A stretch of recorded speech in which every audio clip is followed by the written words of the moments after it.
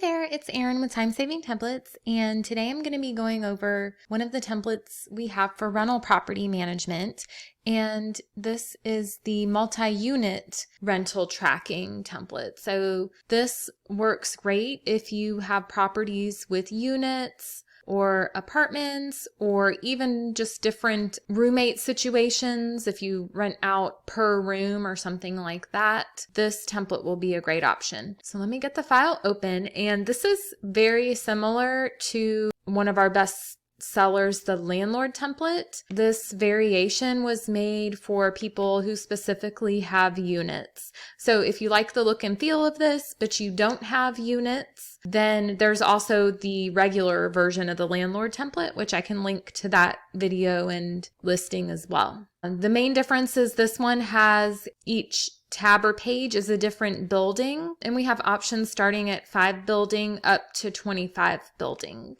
And within each building, you can have different units. So we have this first one is you have an option to select up to 6 units.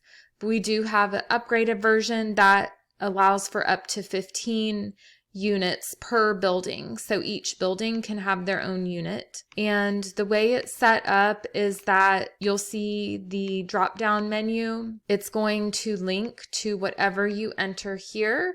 So the top part is the monthly summary of all units combined. But as you scroll down, you're going to see a section for each unit. So here you can personalize your unit name. You could put the tenant's name, or you could put unit 1A, unit 1B for the next one. So you can personalize this and call each unit whatever you want to.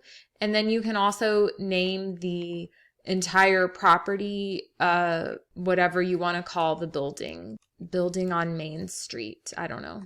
So as you enter the unit numbers there, then it will populate in your drop-down menu here. So you can't change it in the cell. You got to go to each unit number to do that. I know that was a common question that we've had before. So there should be enough spots for all 6 units. Now within each unit, you need to enter the rate that you're charging because we're wanting to track remaining balance. For unit 1A, I could say it's $500 a month. So I could drag that down to all months. And then there's also columns for late fees or other fees. So you'll see that remaining balance increases every month. As they pay the rent, you can enter it in the section to the right. So I would select which unit had paid. If it's easier to put their name in the unit number, you can do that too, or you can enter it here. And then we'll just enter the date paid. I'll say January 2nd and the amount paid. And then that's going to clear out January with a 0 remaining balance. So you would just continue to do that. And you could also enter, each unit together. Let me say unit 1B paid on March 1st. Then if I go to March, it's showing rental income of $500. However, we haven't entered what our monthly rate is for unit 1B yet. So you want to make sure that you're entering what you're charging each unit. That way the numbers at the top they're combining all units together, but it may not make sense until you have entered what you're charging. So now that $500 appears here for March, but if they were behind January and February, that remaining balance is going to build up. If I delete the rates, say they weren't a tenant January, February, they only started in March, now we're back at a 0 remaining balance for March.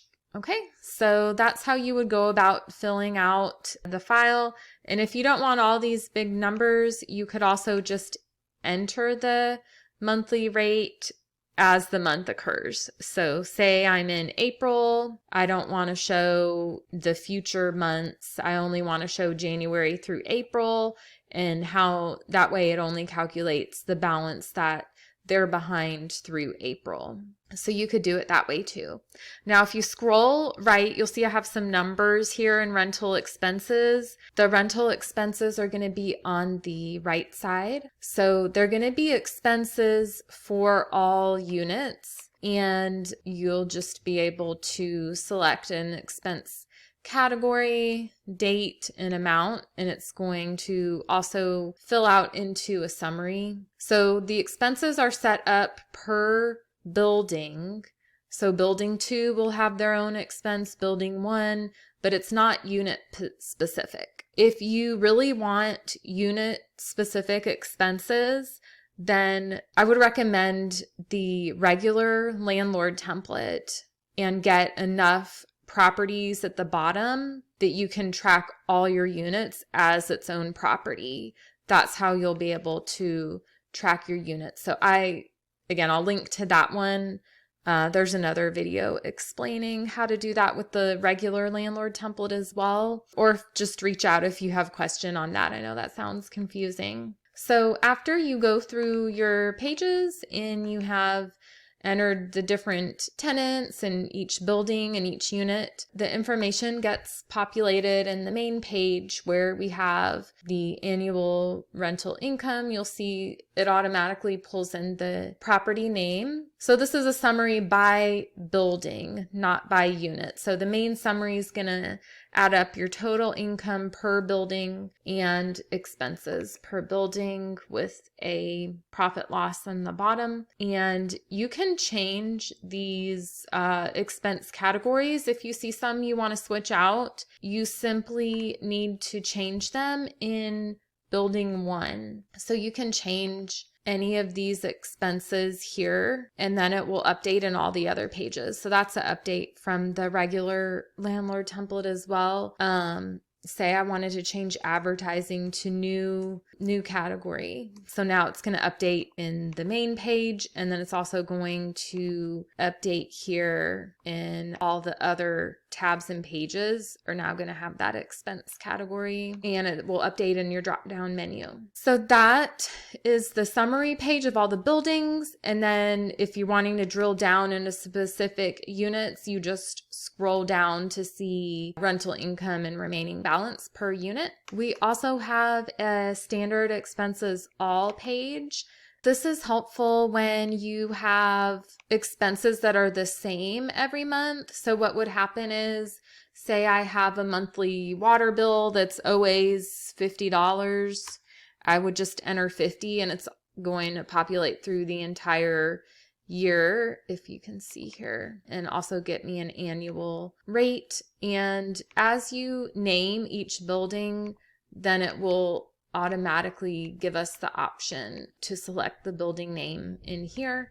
And then you also have the same expense categories that you can select here. This will let you change it one time. Otherwise, you can manually type over the month if there's a different amount. But say something increased to a new monthly rate, you would set it. Now it does say 2013, and I know that bothers a lot of people, but the formulas are all looking at that date. Once you select it, it's just going to say June 1st, so you can ignore that 2013. I know that's hard, but then it will change starting in June. It'll show the new rate at 70 and May is at 50. So I hope that helps explain how to use the multi-unit landlord template. To find the template that we went over, I'll link to it in the description, but you can also find it by going to timesavingtemplates.com and go to the shop and then the property management page, and you'll see all the rental property management templates there. And for some free resources, we have more of a mini template available for tracking home improvements. You can grab that at timesavingtemplates.com/free resources. And there's also a free video guide to help you get started with using Excel. So don't forget to like and subscribe if you enjoyed this video. And until next time, don't forget that I'm here to help you streamline and save time when it comes to using Excel spreadsheets for your rental properties, as well as your small businesses and human resources and compensation. And thank you for watching. Bye.